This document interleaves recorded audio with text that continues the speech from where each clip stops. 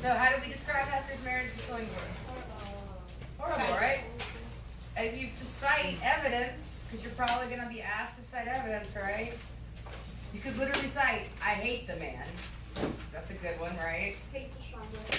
Or she marveled at how she could ever have allowed herself to be convinced to marry him.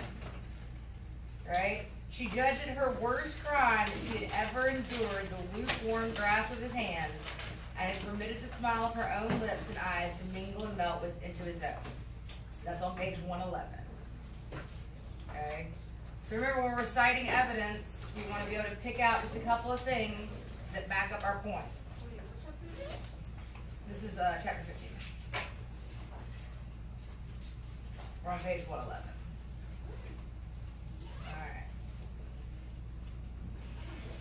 So, how have her feelings about her former life changed?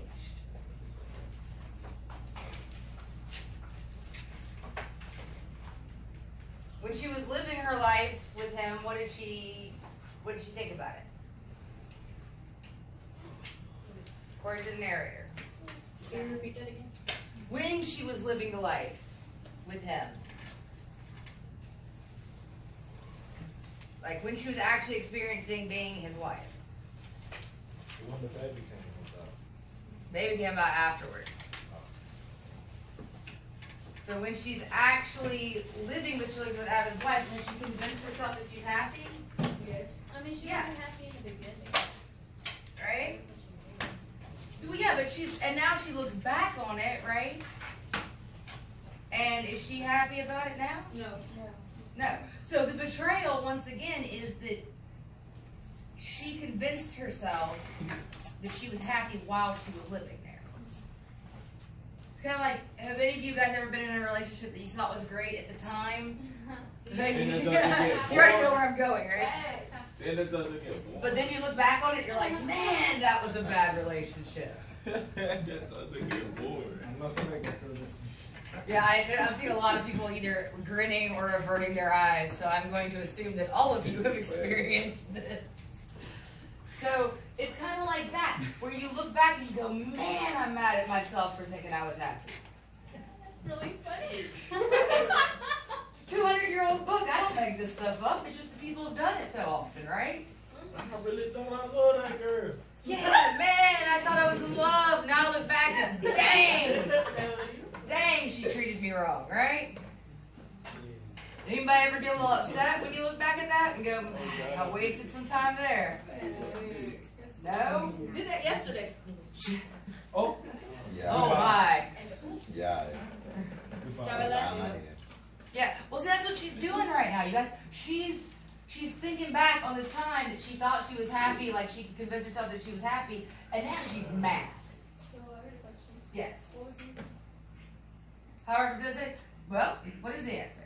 Betrayed. Yeah. She feels betrayed now, but what did she feel like at the beginning? Oh.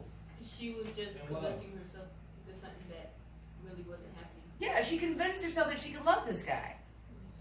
Right? But now that she's away from it, and now that he has changed and become so evil, right? She saw the real him. She's exactly. It's kind of like now you look at your ex and go, man, not as hot as I thought she was. Right? Not as generous and loving as I thought he was. Okay? It's the exact same problem y'all have these days, only this is 200 years ago. She's wearing petticoats. I'd be like, no. And that's what she's doing. Okay? And then, hey, on top of that, who's getting punished for her love? Her. And who's tormenting the guy she loves? Chillingsworth. So she's feeling a little bit upset. Right? So if you get out of a relationship with somebody and then you get into a relationship with somebody new and the old person is talking junk, right? Or torturing your new boyfriend or girlfriend, how are you going to feel? Not caring. You're not going to care? You're like, whatever, man, it's up to you. I mean, he's not getting paid or anything. He's not doing better in life, so I mean, he's going to run it off either way. Yeah, but see, Chillingsworth is actively, like, pursuing. Well, he's a whole different thing. I mean, he's just mad that someone got you and is doing way better than talk smack because I mean that's how he's gonna kill his baby. Okay, but so if somebody does that with you, are you gonna be mad at them? No, I just not Because care. what I did with you is I did it with you, not with that person. No. Alright, alright, I mean, But in she's, this- she's mad. But in this case, yeah, I would. Yeah, she's definitely mad. Okay, and here's the thing, you guys, you need to remember Chillingsworth now knows who the baby daddy is. Okay? So now he's like, it's really transformed him into. Wait, I thought Chillingsworth was the baby daddy. No. Oh no, sorry, you missed that one. Dimsdale is our baby daddy. Who's that? The Priest. pastor. Oh, Yep, the pastor. Told you. it's always the pastor. After his daddy. Sure. He the pastor. I knew it was gonna be the pastor. Alexis. I feel like my motherfucker could. Alright. You wanna keep reading or you wanna? Where are we? Yeah.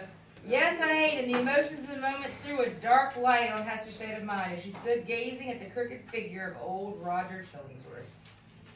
Her words revealed much that she might not otherwise have acknowledged to herself. After he was gone, she called her childlike Pearl, little Pearl, where are you? Pearl had been at no loss for entertainment while her mother talked with the old herb gatherer. For a while, she had continued to pursue